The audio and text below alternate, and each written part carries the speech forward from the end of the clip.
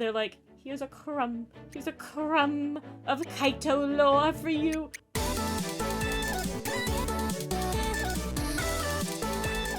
Oh boy. Before I even, get into this, I want to put out there, I was not able to watch the live episode and I have a group chat that is not adverse to spoilers by any means. Dead silent about this episode while it came out. They said nothing, which meant one of two things. Either absolutely nothing occurs in this episode. Mind you, last episode they were yapping. This episode, silent. Negative nothing happened in this episode.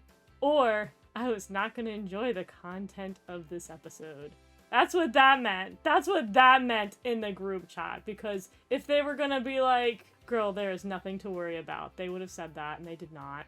They did not say that. I'm going to try to be nice and hold back as much as I can. But I can tell you that this has probably been the most exhausting week being a Precure fan ever that I've had to experience. The frustration of this past week, immense. Anyways, let's roll into this episode. So the episode plays out to set up the premise that we know, which is that Uta and Kaito are gonna go to a park. Kaito saves the guy who he saved back in the first episode he was introduced. So this is the second time kind of quote-unquote saving the old man. Minus the fact that the last time we quote-unquote saved the old man, there was buildings falling apart. This time, the dude just tripped into the cafe. This leads the old man to being like, yo, Kaito, you're so great, here's 2 tickets to the park. Uta, having recently expressed her excitement at the idea of the park, wants to go. Kaito ends up being like, you wanna go? She says yes. We have the premise of the episode. Now, as we get into the weeds with it, we do have the prep team hyping Uta up for this because she's like, girl, why would a guy ask you to the park if it's not a date? To which I'm like, yeah, why would somebody just ask you to the park? Because, also, he could have given Uta the tickets, because Kaito didn't even really want the tickets. He could have just given them to Uta and say, take a friend. But no, he said, we're gonna go to the park together. So everybody else is like, so it's a date? Because, again, it's kind of weird that he did that in the first place. And we have the crux of what, unsurprisingly, is my least favorite thing that happens this entire episode, where Uta's like, I don't know what my feelings are for Kaito. I've never really thought about it that deeply. How do I truly feel about him? Oh my god. This season has immediately gone from being the typical I have a crush, rejection, move on situation, to immediately of the category of it being Homode and Harry. And I'm like, oh, why does this have more representation than POC characters in this franchise? And then the B plot of the episode is that in order to not get complete FOMO, the rest of the team are going to go on dates.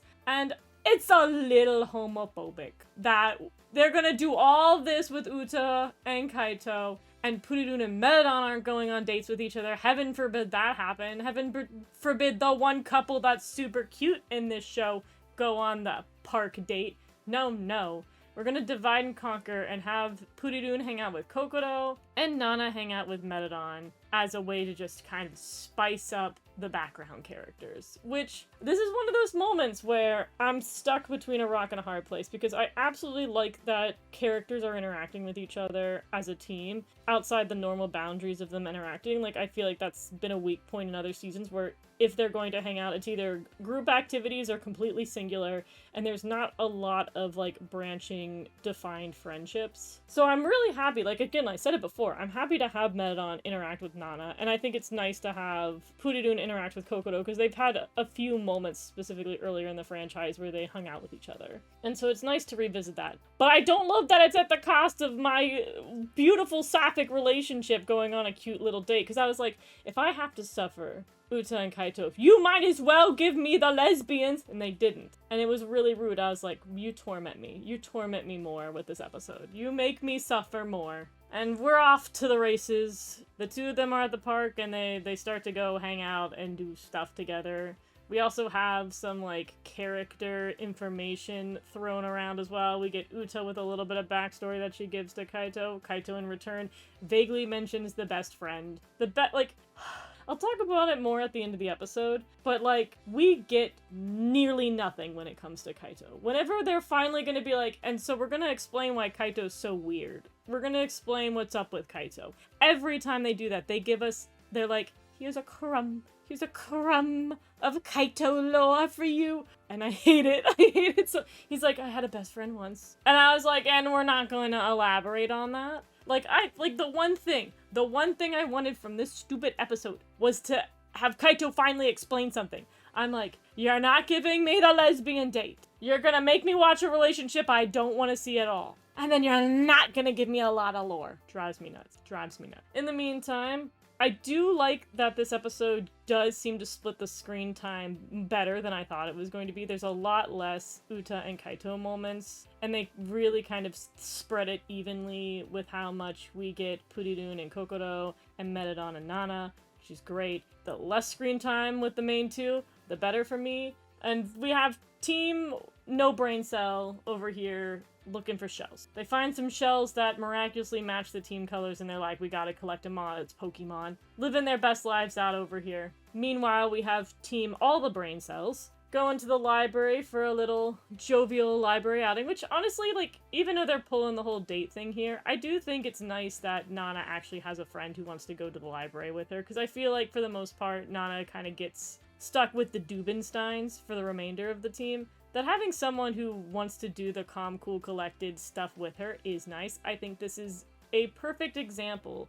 of one of the better things that Precure can do, if they choose to, which is match off characters who genuinely will be able to fit each other's vibes. Because at the end of the day, especially in reality with your friend groups, not every single person is going to be capable of doing all the activities you like. And having a wide variety of friends who you're like, this is the friend who likes to go dancing, this is the friend who likes to stay out late, this is the friend who just wants to stay inside, this is the friend who wants to go to the library. I think matching those up and showcasing those types of friendship is really important. And it's just something that you don't see often highlighted, but I really do enjoy it here. I also like that they have this whole bit where the entire time Metadon is very self-conscious about being a burden to Nana, but Nana establishes that she's happy to be there and just happy to see Metadon happy. And Metadon's like, I too am happy when you are happy. And just, it's good to see her have healthy friendships, because again, the only friendship/relationship she's remotely had is just Purirun. And it's great to see this character development. Like,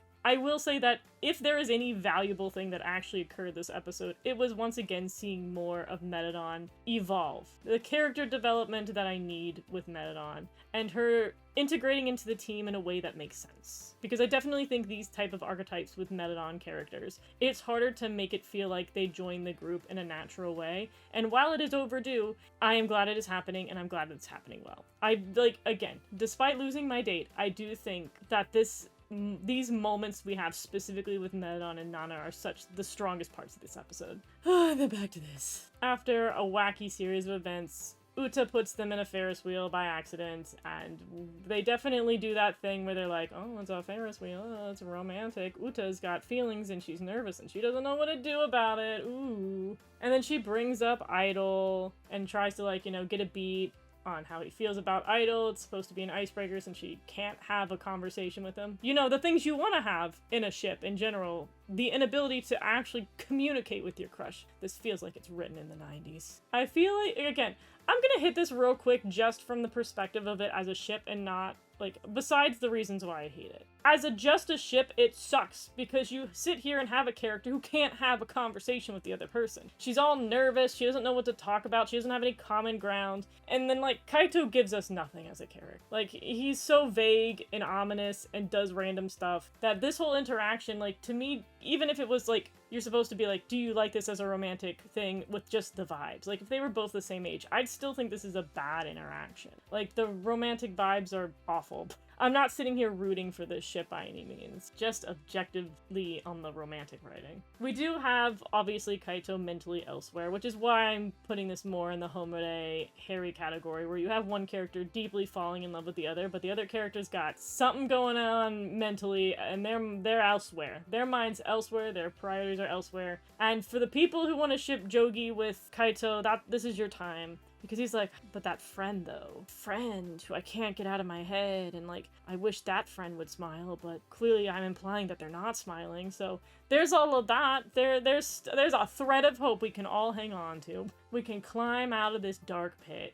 But yeah, there's a lot of illusion that, this friend who has been confirmed to be male is Jogi. Something's up with Jogi. There was some kind of falling out, but they're not going to tell us anything. They're not going to give us any information about these two. No, you'll have to find out 15 episodes next time at the finale of You and Idol Precure. And of course, in the middle of everything, they get attacked. Uta was finally going to ask the one question that would, move the story along, the one beneficial thing that could happen, which is like, yo, Kaito, what was up with that whole... I picked up on the fact that you had bad vibes about this friend situation and something about smiles and you want to make people smile, but you can't make people smile because something with that friend. I should probably ask that question. JK, monsters here. I'm busy. We do get one interesting thing, which I don't know how everybody else feels about this when it comes to our knockoff Delicious Field, but we do get to see what it looks like on the other side of when they use the whole alternate reality situation, because it does seem to transport them and the monster away. So anybody who's hanging out is like, what was that? Still think it's really weird they added that halfway through the series. Like, we hated the Delicious Field, but we didn't say do the Delicious Field 50% of the show. We didn't say, oh, we hate it, so you just need to do it 50% of the show instead of the whole show. I'm like, we still hate it. It's still weird. Like, honestly, hot take, if they were gonna do it, they should have done it the whole time, because there were Kaito's like, you and Idol Precure and a monster, and it's like, bro, when you got introduced, that happened. You saw Idol fighting a monster, and you saved an old man who gave you tickets later down the line. Like, it's not that surprising. The battle is kind of meh. Uta gets KO'd as she did last episode. She seems to really be tanking the hits when it comes to these battles. They just haven't been fantastic. And I'm kind of sad because I did remember that usually around in the 30 episode range, we usually get that one good Sakuga moment for the battles. And it seems they said, we don't use Sakuga in battles anymore. There just hasn't been, there's just no good battle animation. They've been pretty lackluster. But the battle wraps up, we save the day, yoo-hoo! Now, time for the part of the episode I've been dreading, the one that was in the preview that I was like, what does that mean? Where at least Uta's like, hey, we're circling back to that whole, like, smiling thing, and I want you to know, I need to reaffirm to you, Kaito, that you do make people smile. You, like, you also are influential the way Cure Idol is, by the way. And Kaito's just, like, forlorn about the whole friendship thing, is not, still kind of in it. But don't worry, Uta sings, and we put all of our Sakuga behind this. And Kaito's like, cool, thanks. I feel better. Your singing always makes me feel better. Still don't understand, like, the inciting incident on why he cares about Uta. Like, at the very least, again, all my other hatred aside, they never gave us a good reason. They never gave us a good reason. And then Uta's also, now that she's realized what her feelings are and has realized it's love, she's brave enough to be like, yo, Kaito, can we hang sometime? And he's like, and then she goes back to the cafe and is like, I'm not gonna tell you guys I have a crush, but I have a crush. And then the episode wraps. Woohoo!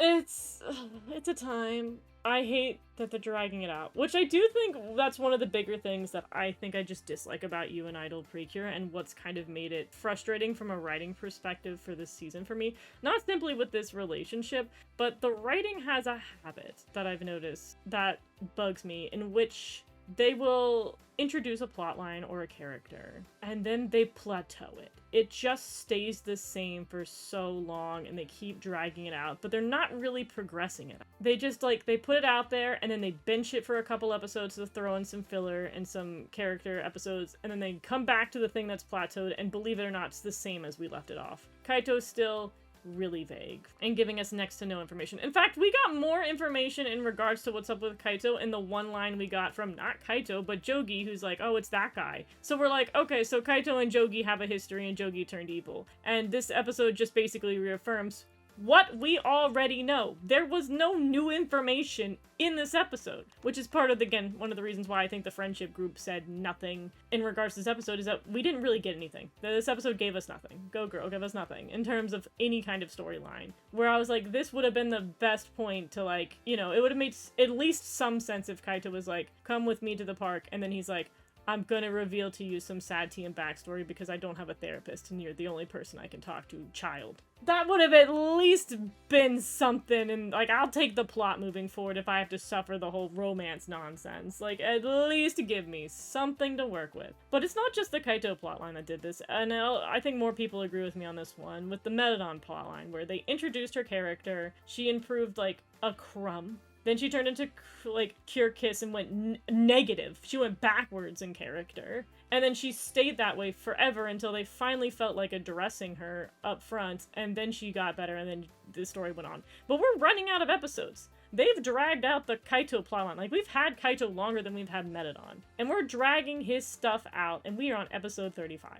We do not have much time left, and they're gonna drag it out until, like, the last 5 episodes, which means we're gonna still have more of, like, Uta being like, ooh, my feelings, but we're not gonna have it immediately. We're gonna have multiple episodes where Kaito doesn't exist anymore and he's not part of the story. And that's just, the writing drives me up the wall. I find it super unenjoyable. Like, at least, not that I'd ever see the day where I'm going to defend something like the way Hidogaru's Sky Precure shoehorned all of the plot into the last 10 episodes. But at least Hidogaru Sky Precure didn't try to do the plot at all. They didn't try to hint anything, really. They put, like, one crumb at the beginning of plot, and then they didn't address it until the last 10 episodes. But then they had a lot of good plot lines in between, for at least the characters. They worked really hard on the characters, and they had really compelling plot lines. And we've had some interesting storylines with these characters, but none of them have been, like, I have not any character's plot line really take me the way pretty much every single character in Hidogaru Sky did.